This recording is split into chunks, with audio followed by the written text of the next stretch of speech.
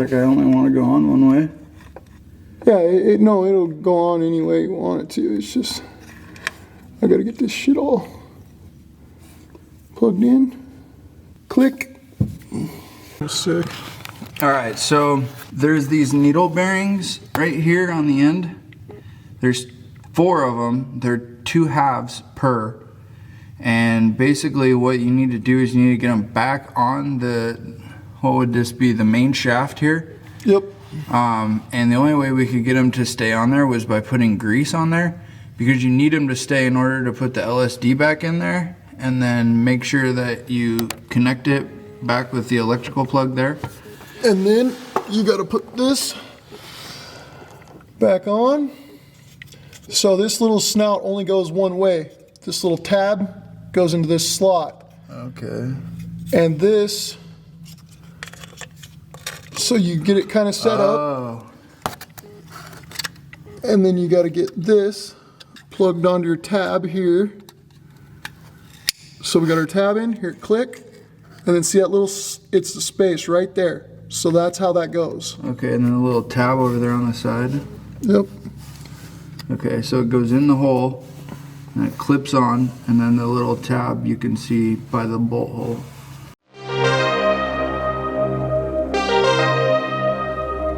There's a plastic connector that connects to another plastic piece around the DCCD electrical connector. I'll insert a picture here.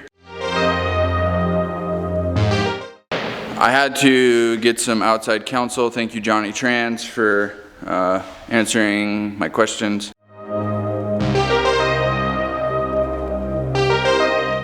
And then this is how the center diff orients up here to this side.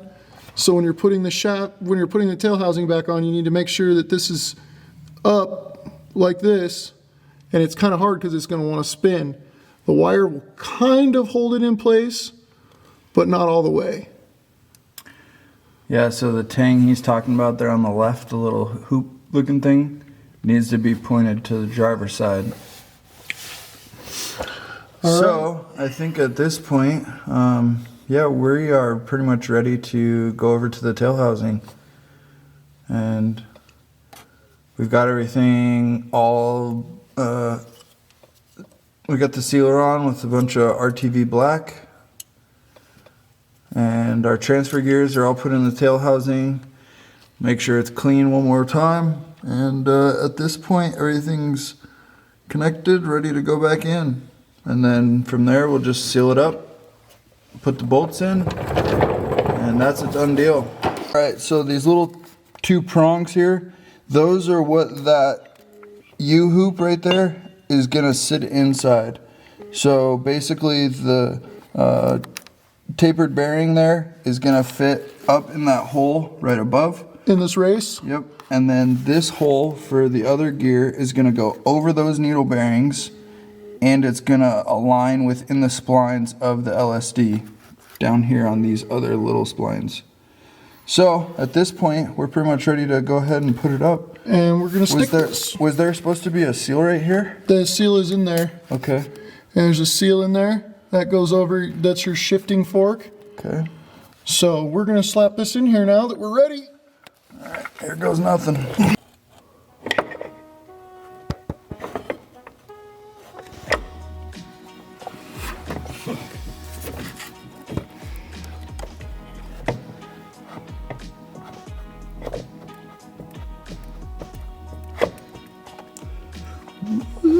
And just very carefully, don't force nothing. Forcing is bad. Yep. We're just gonna gently wiggle this in. All right, so I gotta push my little tab up. See, now it lined in.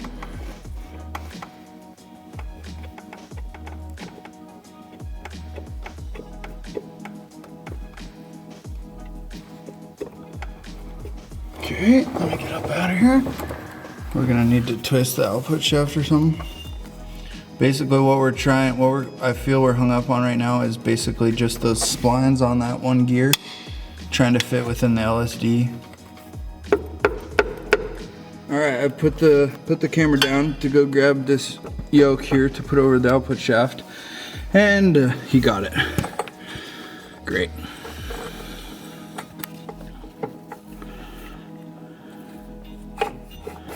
We're still gonna use it.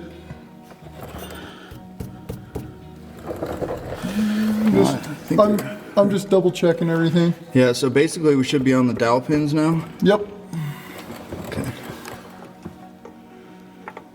Make sure the output shaft doesn't wobble. All right, let me go grab one tool real quick. Oh, I did leave one down there. Don't mind me. All right. Probably good enough to get the bolts in there. Yeah. Yes, sir. Let's make sure the output spins first.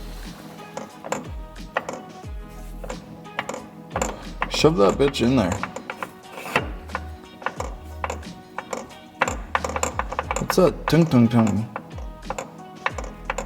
That's the Oh, it's LSD. Yeah, hitting the little tabs. Did it do that before? Yeah.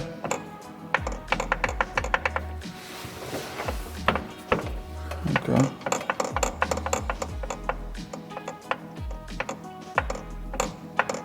Yeah, because it moves in there just a little bit.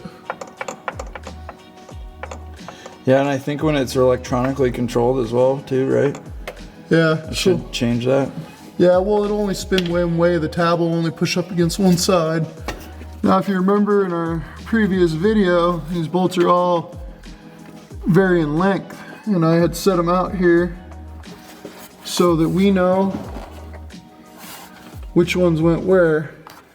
Always hand thread a bolt. Don't just automatically take a power tool to it. Yeah, start all bolts by hand.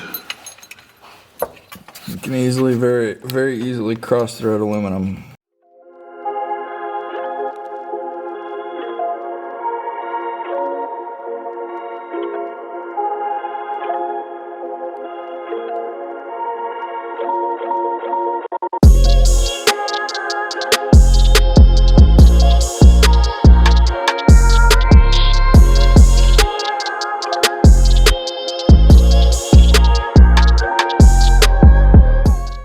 Tool, and we can lightly put them all in, and then we'll hit them with the torque wrench.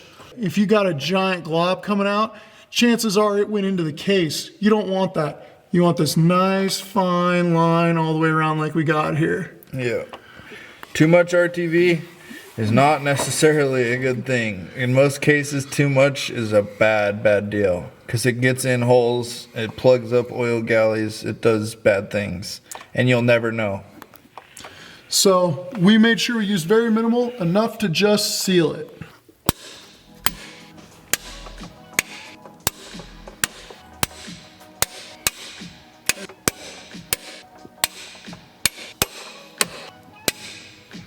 And there we have it. Let's see how well that feels. Feels great. Yeah, pull that off and feel the end and see if there's any wiggle in the actual output shaft itself. None. None at all. In solid, and that's what you want. And it's just gonna barely stick out, guys, as you can see. Yep. Just barely. Like, look, my finger, it's like a finger width is all. So you don't want any wobble or any real play in the actual output shaft itself there, because that could be bad news when that thing's spinning 150 mile an hour. So we're gonna put this in to seal it up. And then that's our new yoke, which we should have showed you. I think maybe we did, but the engagement on this yoke in the output shaft versus the old setup, we've gained at least like an inch and a half worth of engagement on the splines alone. So way beefier. Yeah, you guys can't hear it, but those gears definitely are going to be noisy. There's no doubt about that. But race car, right? Who cares? And the other thing too here is since our torque solution mount is broken, I reached out and they said they're going to warranty it. So we're going to take this off and we're going to throw our stock one back on for now while I send this one out and get it restudded.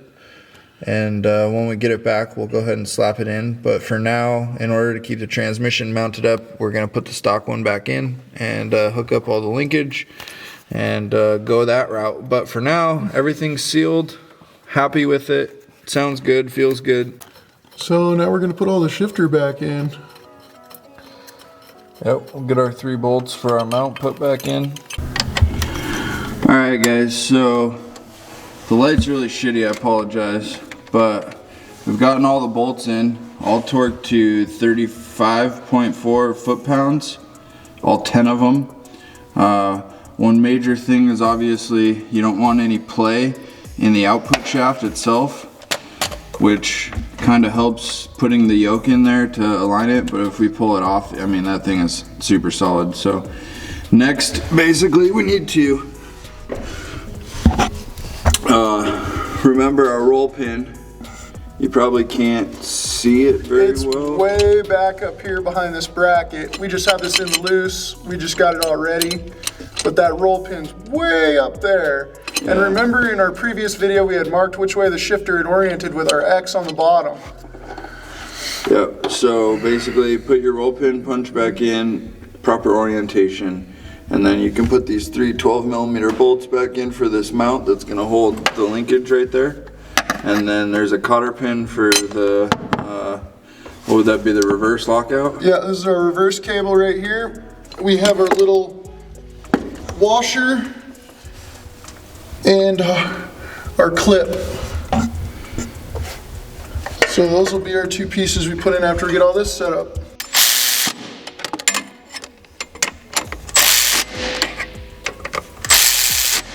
So next, we'll slide the majigger in the majigger.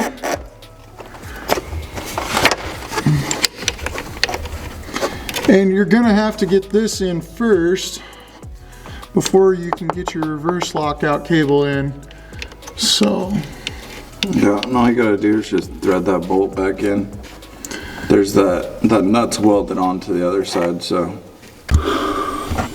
All right, so this little pin clip right here, that's basically what you need to get on for the reverse lockout. Other than that, you got your bolt here that's got the welded nut. Just sink that back down, and that's pretty much it for there. And then this little mount back here, right now we have it pretty loose so that we could move everything, but cinch these couple bolts back up, and then you can go back up into the top and put all the trim pieces and everything back inside the car, and that's gonna be it. And then we'll worry about the drive shaft. So I'm putting in the new U-joint and our C-clips for the drive shaft. So at this point we are, I would say, about 95% done. We have everything torqued, shifter linkage is all hooked back up, and we're basically ready to put the new U-joint in and hook up the new yoke onto our carbon fiber drive shaft. I will go ahead and show you guys what's inside the car. But as you can see, we've got it all put back together. This went really easy. I've had this thing apart, I don't know, 10 times now. So the only thing we really have left are these clips here and these clips here. Here's our new U-joint. And the yoke is inside the output shaft right now. We did decide to put the slicks back on, which looks freaking killer. And basically what we're gonna have to do is we're gonna have to remove this and take out these clips here. That's what the other ones are for. Replace it with the new U-joint and hook it up to the new yoke that's on the output shaft right now. That's why I say only Driveshaft shop or the ACPT drive shafts work, because of this yoke design, and that's what it's designed around. So we'll go ahead and get this all taken care of and slap it up in there, hook it up to the rear diff, and that's gonna be that.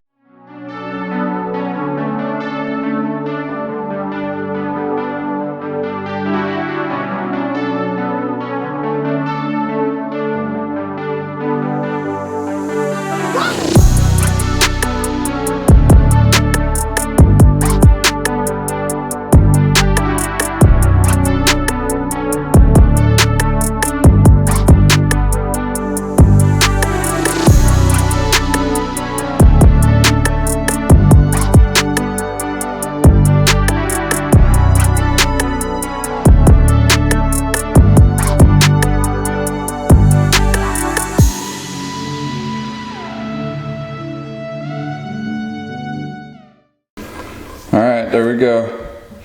So basically there's just a cap still in there that we're just gonna have to pop off. But once you get the other one out, you can just slide it out, and there you go. So we no longer need this.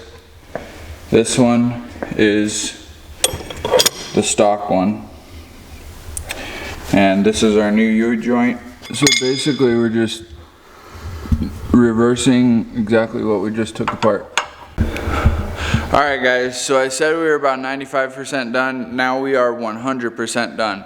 We went ahead and pressed the U-joint out of both the yoke and the drive shaft, replaced it with a new yoke, which we also pressed back in, and installed the new yoke for the new output shaft.